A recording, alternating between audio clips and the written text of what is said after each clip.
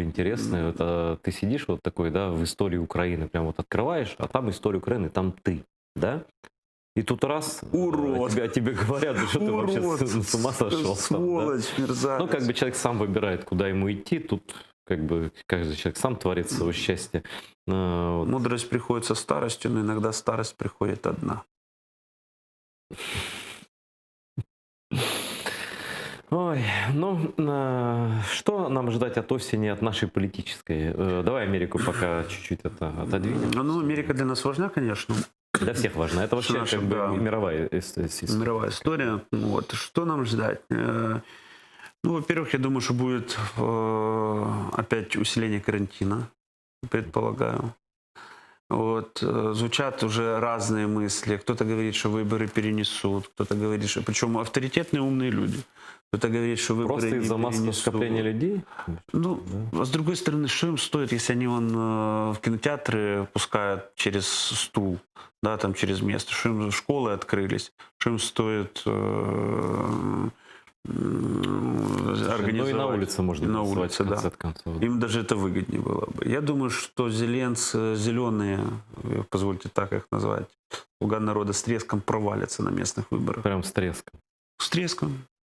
С треском. И тут для меня самое большое опасение, а кто будет набирать Вот. на юго-востоке? Кто? И Ну, возле ты же знаешь. Крыма. АПЗЖ. У нас минута. АПЗЖ. Тут мне радует, что сейчас растут рейтинги ЕС, растут рейтинги проукраинских сил, но важно не это все. Вот рух опору капитуляции и выступил с разными, и разные организации выступили с гигантским меморандумом объединенных патриотических проукраинских сил. Обращение ко всем политическим и неполитическим объединениям, партиям.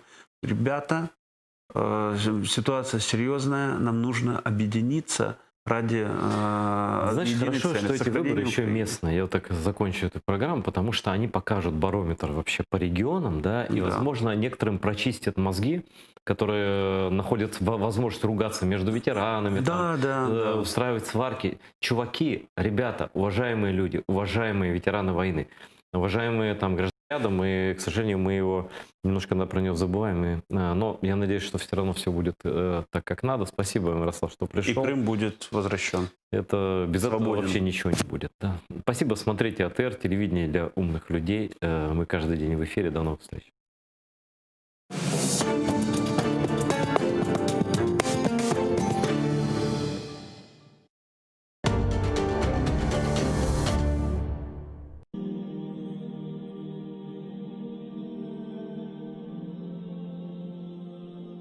Яшайышымызда әр күн чешут түрлі әдеселер олып кече. Огымызды ағыр вазиетлер ве чоқ суалер пейда ола. Раббымызның сонки ислам динінде ве оның мұқаддес Құр'ан-ы Керим китабында оларның эпосыны жевапларыны тапа білеміз. Әр жума күні саат 16:15 даха кечкенде АТР телеканалында жанлы эфир берабер қыдырайық.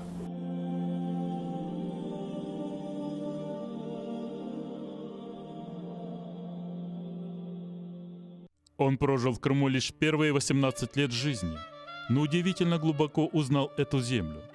Писатель Андрей Седых, имя сегодня почти забытое.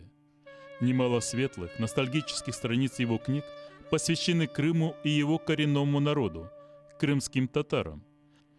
Символы утраченного Крыма, арбузы, чебуреки и танец крымских татар – хайтарма. Крымские рассказы Андрея Седых. Смотрите субботу и воскресенье 12 и 13 сентября в 18:00 в программе «Тарих Седасы» с Гульнарой Бекировой на телеканале АТР.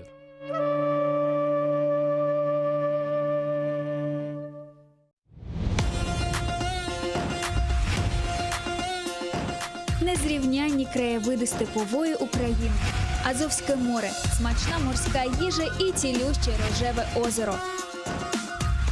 Острів, на якому живуть дикі тварини, занесені в Червону книгу. Ці скарби ми разом знайдемо на півдні України у новому випуску програми «Бон Вікенд».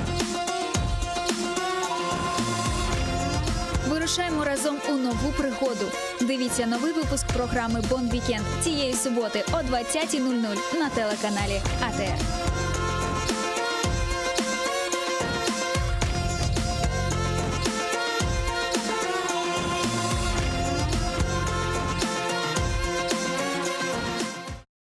Kırım'a çok şeylerin koyduk, başımızdan geçirdik işte. Mektebe уже varganda bize ballar, kichkine ballar, снимите штаны, посмотрим, сказали, что у вас хвосты есть. O kadarlık tot самый. KGB evlerimizde her gün gelip bakar eder, постоянный контроль. O'zini tutganda ana bile tutar edi. Ular boysunmagan ballar. O kadar merhametliler olar, o kadar yürekleri temiz. Bu studiyalar korkar eder.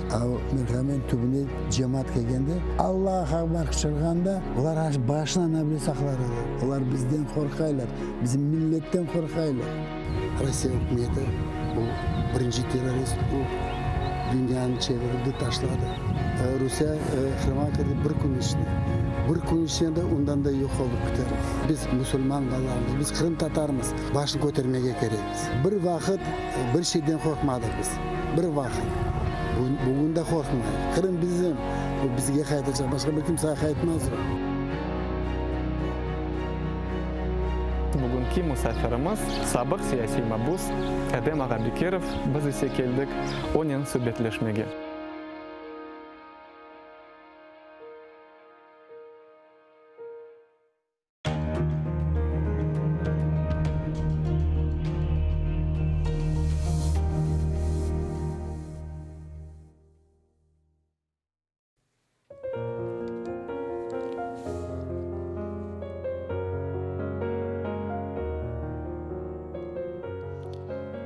Derеңдір деңізін, суында қайық. Не güzel адасın, мақтауға лайық. Yüksектір dağların, serindir.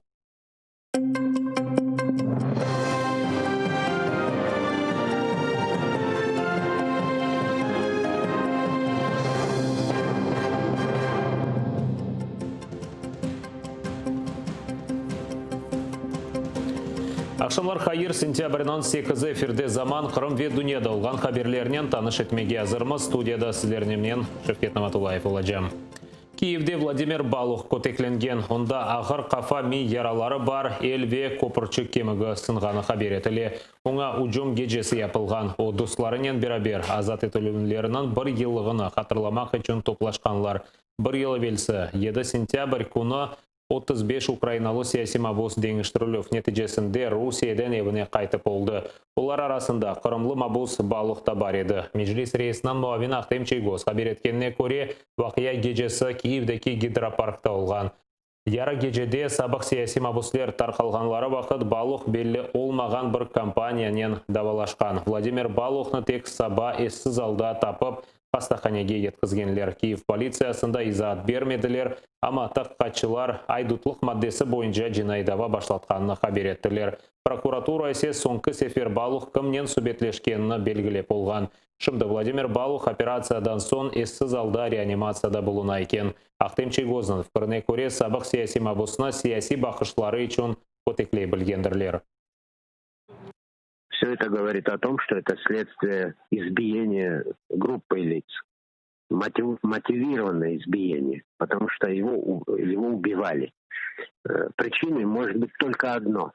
Я очень хорошо знаю Балуха. Я знаю его принципы, я знаю его жизненные принципы. Это глубоко порядочный парень. Его избивали, и это связано с его любовью до Украины. Саяси мабуске ұжым етілгенні президентні пек ачулатқан. Президент офисінде милли полиция тез ве толы тақиқат кешірмесіні талап еттілер. Қайдеткенлеріне көре ұжым сиясетнен бағлы олғанны таздықлаған фактларны дайылды етмегенлер. Ама әрбір версия üzerinde çalışmak керек деділер. Вуличне насильство в Україні останніми роками досягло загрозливого масштабу. Злочинці відчули, що принцип невідворотності покарання не працює. Очікуємо від правоохоронців більш систематичної роботи для відновлення порядку на вулицях та превенції правопорушень. Канунсыз махкемелер яңадан башлатыла. Бір айлық тенефустен сон ишгалчыларының Эрмини базар. Шehir махкемесі Мустафа Джемилевке низбетен уйдырылған жинайы даваны бақмаға девам етежек. Ишгалчылар оны Херсон вилаятынден Қырымға кечкенінде қабатлайлар. Таққатның версиясына көре анда Русияның девлет сыңыры бар екен ве Қырым татар халқының лидері оны канунсыз кечкен екенміш. Имайджи тарафы бірден 6 шекайет беріп, 2013 сенесі Мустафа Джемилевнің оғлына низбетен япылған экспертиза нәтижелері ве сөзде сыңырны белгілеген сақты харита жинай давадан алынмасыны талап етті. Бұндан евелесе адвокат дава қапатылмасыны ве 2014 сенесі апрель айында Мустафа Джемилевке Қырымға кірішіні ясақ еткен весиқа айдынлатылмасыны талап еткен еді. Невбетеки топлашулар сентябрінің 10 ве 11 күнлері кечірілмелі. На этой неделе после месячного перерыва возобновляется процесс по делу против Мустафы Джемилева в оккупированном Крыму. 8-й процесс в отношении лидера крымско-татарского народа, в отличие от предыдущих 7 процессов, состоявшихся еще в советское время, проходит без непосредственного участия Мустафы Ага. Российские власти судят его заочно. Бақшысарайда тұтылып Хизбут Тахрирге алақасы бар деп терроризмде қабатланған мабуслерінің адвокатлары махкеме тақиқаты яңылатылмасыны талап еті. Айтқанларына көре 60-тан зияде махкеме топлашуы кешірілсе де, мабуслерге танықлық бермек ве шаатларны сұрғыдан кешірмек үшін пек аз вақыт айырылған. Нәтижеде Имайджи тарафы керекли избатларына тақдим етіп етіштірмеген. Бұл күнлері Русияның Женебе махкемесінде Имайджи тарафы махкеме мұнақашалары черчевесінде чықыш епа.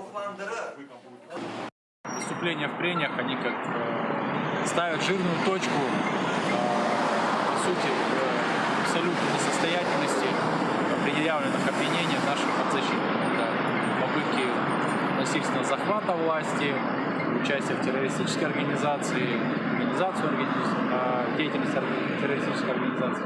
На сегодняшнем процессе председательствующий около 10 раз прерывал выступление Мустафаева.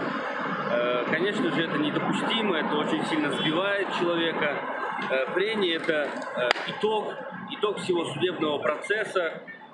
Учитывая то, что Мустафаева удаляли 3 раза из судебного заседания, ему не дали выступить с показаниями, поэтому в связи с этим у него очень длинные, объемные речь в прениях. И, конечно же, суду это не нравится. Буддава бойынша Тимур Ибрагимов, Марлен Асанов, Мемет Билялов, Сиран Салиев, Сервер Зикирияев, Эрнес Аметов, Эдем Смагилов и Сервер Мустафаев қабатлана. Олар 2017 сенесі күзде 2018 сенесі барде апске алынған еді. 3-ші ел олар таққат изоляторында тұтыла соңғы ел Русия территориясында. Прокуратура тарафы оларына 15-тен 21 елға қадар азыттылықтан марум етмеге талап еті.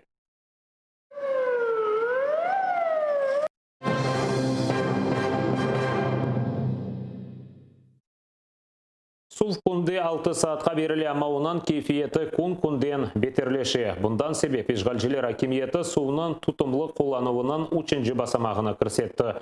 Енді Ахмеджит шehri, Ахмеджит ве Бақшсарай районларында яшағанлар сабави ақшам 3 саат суыны қоланып ола. Ишгалчылар бөлелікнен күнде 60 000 кубометр сув қытмаға планлаштыра. Ама бороларға сув берілгенінен кранлардан тотлы ве буланчық сув келі башлай. Ишгалчыларге қызмет еткен тешвиқатчылар суны насыл қоланмақна үгретмеге башладылар. Қырымларының кранларындан аққан су буланчық ве сасық, ичме суы демеге қиындыр. Су шымда Ахмеджетте жедвел бойынша берілмекте, сабави ақшам 3 сааттан. Ахмеджет живарындаки грыз сакинлер атты кірлі судан насыл теміз су япмақ видео дерслеріні чықарап интернетте пайлашалар.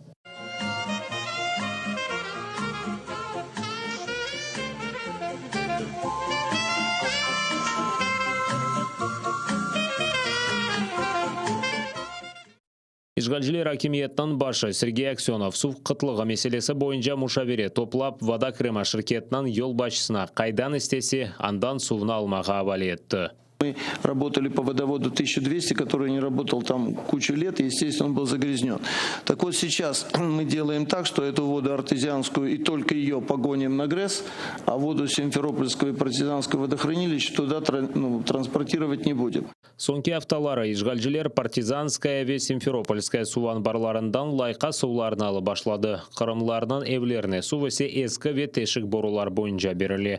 ГРЭС үшін сувны артезиан қойыларындан бермеге планлаштыралар. Шымдылы кесейінсанлар пластик сауытларыдан сувны алмақ үшін невбетке туралар. Ишгалжилер тешвик қатшыларны да қоллана. Олар сакинлеріні чоқ сув қолланғанында қабатла ве суны насыл тұтымлы қолланмақны аңлаталар. Наверное, пришло время вспомнить, что еще задолго до нас придумали, как можно сохранить воду.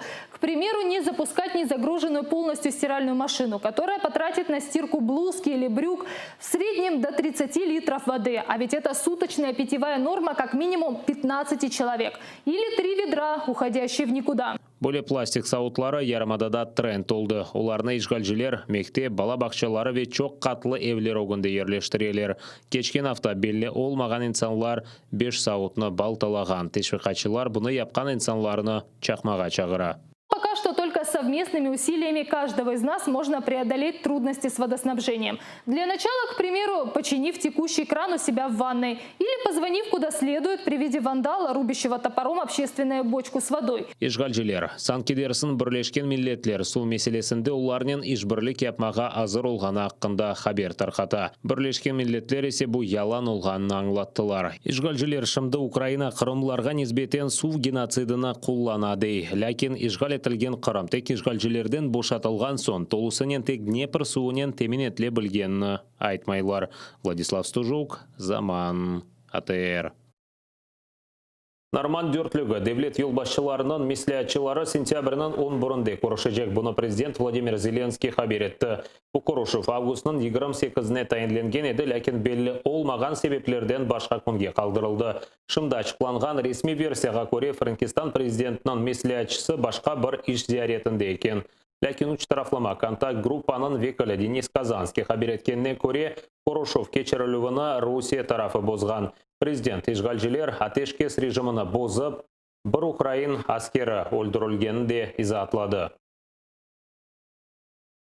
Мы на рівні міністрів закордонних справ і не тільки з'єднувалися з Російською Федерацією, яка повинна тримати ті домовленості, які були на рівні трьохсторонньої контактної групи.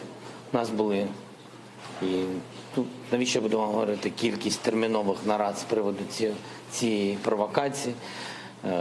Дійсно багато чого робиться і зроблено, як військовими, так і розвідниками нашої країни.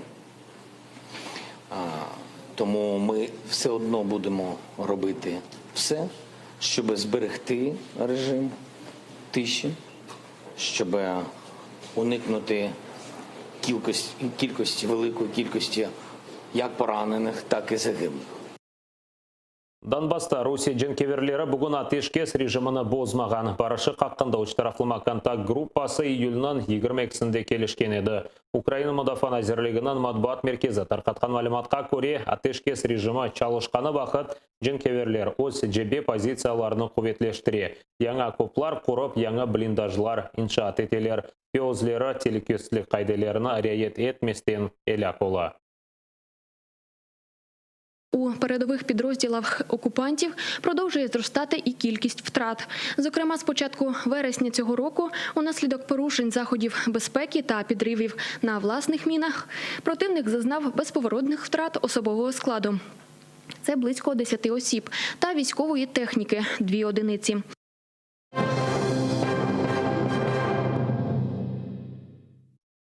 Микроавтобусқа ташыла башларына қара чуаллар кейдіріп сорғыға алып кеткенлер, сонысы Биязрусияны терк етмеге теклif еткенлер. Биязрусия мұхалифетінен координацион шурасынан азалары. Мемлекетлерінден насыл чықмаға мечбур олғанлары аққанда Киевге келген сон тариф еттілер. Мария Колесникова, Антон Родненков и Иван Кравцовны сентябрьнан 8-не кечір гежесі Украина еле сыңырға кетіргенлер. Ләкин Украинаға тек Родненков век Кравцов кечті. Мария Колесникова есе паспортна ертіп мемлекетні терк етмейджегіні білдірген. Было слышно, что ее ведут силой, что она сопротивляется. Ее насильно затолкали на заднее сиденье. Причем предварительно в заднем сиденье был включен режим, что изнутри двери не открываются. Ее затолкали, закрыли. Она не могла выйти, она кричала, что она никуда не поедет. Как только она оказалась в машине и увидела впереди свой паспорт, она сразу же взяла свой паспорт и порвала его на много мелких кусочков. Эти кусочки она взяла и пожмякала и выкинула в окно неизвестным молодым людям, которые окружали машину. После этого она открыла окно и вышла через заднее окно задних дверей и пошла в сторону белорусской границы. Чешетмен балар тарқатқан малиматқа көре Колесникованы Беларусия сыңыржылар тұтқан. Бүгін Беларусияде мемлекетіні терк етмеге мечбур етмеген Мария Колесниковаға қол тұтып акциялары башланды. Олар сияси мабуслер азат етілмесіні талап ете. Беларусияде наразылықлар бір айдан берілі девам етмекте. Анда августның 9-ында президент сайлаулары кечірілген сон инсанлар әрейлер адалетлі сайылмасы талабынен наразылық акцияларыны башлатқан еді. Ама акцияларға бақмадан 26 жылдан берлі президент olған Александр Лукашенко санкедерсін рейлерінің 80%-ны қазанып, кенеде президент вазифесінде қалды. Оның рақыбы Светлана Тихановская шуқыныды мемлекеттен Литванияға юланылды. Теңлер же наразылық іштіракшілері яқаланды ве азапларға ұғыратылды. Авропа бірлігі девлетлері сайлав нәтижелеріні танымады. Әнді есе Лукашенко қалған мұхалиф лидерлеріні мемлекеттен қувмаға девам ете. Күріш ясағы ве активлер бұзлатылығы. Авропа бірлігі девлетлерінің елшілері Украина бүтінлігіне қаршы жинайет епқанларға қаршы санкцияларны девам еттірді. Бұны журналистлер хабер еттілер. Санкциялар ярым елға девам еттірілген Русия векіллері не қаршы Авропа бірлігі Қырым ишғалі ве Донбасста женг башлатқан сон көрсеткен еді. Посли ЄС завтра дадуть зелене світло візовим заборонам і заморожуванню активів 175 осіб і 44 юридичних осіб, які, на думку блоку, підірвали територіальну цілісність України. Продовження буде за 6 місяців, як зазвичай. Алмания канцлер Ангела Меркель екінші шымали аққам газ борылысы құрылышына қаршы санкциялар көрсетіле білгенін істесна етмеді. Бұл Алексей Навальный зерленгеніне жауап ола біле. Бұны Reuters Алмания канцлерінің темсілжісіне атиф етіп хабер ете. Оның сөздеріне көре Навальный зерленуіне Авропа бірлігінің насыл реакциясы олажаға қында айтмаға дайыртедір. Санкциялар көрсетілмесіні Америка Бірлескен Девлетлері талап ете. Тәпсілатлыжа лепқамызда сейретіңіз. Шымали ақымны Украина территориясындан кечкен газ борусына альтернатива оларақ Балтық деңіз астындан кечірелер. Бөлейханы 2019 сенесі сонында бітірмек керекеділер. Ләкин сефер ақым ішке түшіріліп мұддетіні қалдыралар. Шымды есе асла құружылық тоқтатылды. Чүнки Америка санкциялар кірсетті. Лейхаға 10 миллиард евро сарф етілмекте. Шымдылік ақым 94%-ға азыр, да 150 километр бору құрылмасы қалды. Лейханың екені акционері Русияның Газпром шirketidir. Русия ве Алманияның ресми векіллері Лейханың тек иқтисади хусусиеті бар сиясет құружылыққа кедер етмеме керек деп бір қач керек қайдеткен еділер. Ангела Меркель санкциялар кірсетілмемесіні талап етейді. Ләкин Русия мұхалифы Алексей Навальный зерленген сон құружылыққа қаршы санкциялар кірсетіле білгенні истесна етмеді. Алмания мұдафа назиры есе екінші шымали ақымны бір беген-мегенні қайдетті. Я всегда говорила, что «Северный поток-2» далеко не самый любимый мой проект. Для меня всегда было понятно, что здесь нужно учитывать обоснованные интересы безопасности стран Центральной Европы и Украины. Америка Бірлешкен Девлетлері Русия мұхалифы зерленгені үшін Русияны жезалап газ борусы құрылжылығына тоқтатмаға талап етті. Америка президенті Дональд Трамп екінші шымали ақымдан вазгечмек керек олғанны қайдетті. Ләкин тахминлеріне көре, Алмания Русияның газы ве ермайындан о қадар табий ки құрылжылық тоқтатылмасы пек қиын олабіле. Почему Германия делает бизнес и дает России миллиарды, в то время как мы защищаем Германию от России? Германия имеет слабую позицию, когда речь заходит про энергетику. Они закрывают все электростанции. Экспертлерінің бір қысмы санкциялар ве жезаларға бақмадан газ борусы бір құрылып ішке түшірулер деп түшінелер. Дигерлері ise пандемия башлағанынан берлі Алманияда газ ихтияжылары эксілді дейлер. Оның үшін Европада олған газда ете біле дейлер. Ұсат қазір олған сонки хаберімізді депіңізге қайырлы ақшамлар тілейім. Атырден есе айрылманыз көрішкенже.